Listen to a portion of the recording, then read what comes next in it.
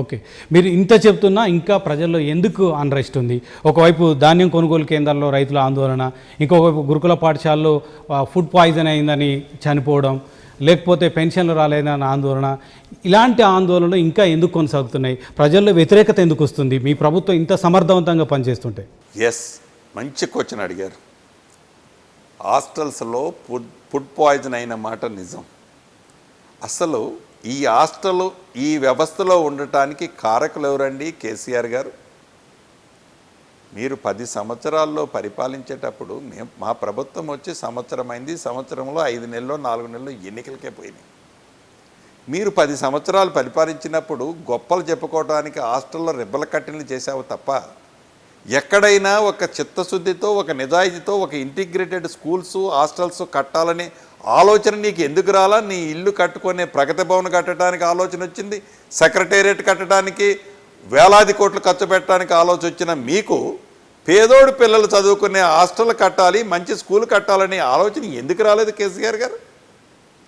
ఇవాళ ఈ పరిస్థితి ఏదైతే ఉందో తమరి భిక్షేనండి, తమరి భిక్షే. ఏనాడైనా పేదోడు పిల్లోడికి మంచి బువ్వ పెట్టాలన్న ఆలోచన లేకపోతే ఇందిరమ్మ ప్రభుత్వం వచ్చిన తర్వాత బెడ్ ఛార్జీలు 40% పెంచాం. ఆడపిల్లలు చాలా ఇబ్బంది పడుతుంటే కాస్మెటిక్ ఛార్జెస్ వాళ్ళ కూలికి పోయి తల్లిదండ్రులు పిల్లల్ని చదివించలేని పరిస్థితిలో హాస్టల్లో చేర్పిస్తే కనీస ఇంగిత జ్ఞానం లేకుండా కాస్మెటిక్ ఛార్జీలు కూడా నువ్వు పెంచకపోతే ఇందిరమ్మ రాజ్యంలో ఏ వాగ్దానం లేకపోయినా ఆర్థిక భారం అనిపించినా 200 నుంచి 250% పెంచిన ప్రభుత్వం ఈ ప్రభుత్వం. అంటే మేము చేసింది తప్ప? నువ్వు చేయలేని నువ్వు చేసి వదిలేస్తే దానికి జరిగిన నష్టాలే ఇవాళ కనిపిస్తున్నాయి.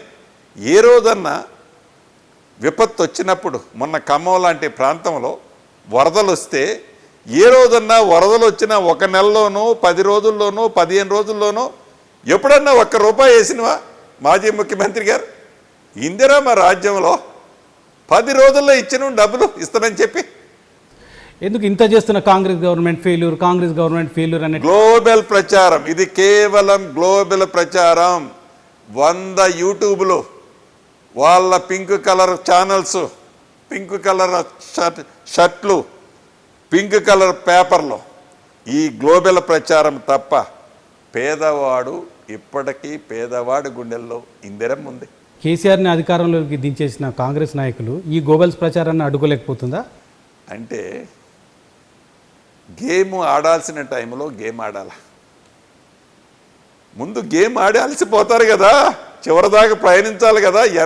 అసలు వాళ్ళిద్దరి మధ్య ఈ సఖ్యత ఎన్ని రోజులు ఉంటుందో చూద్దాం. ఉండండి. ఓకే.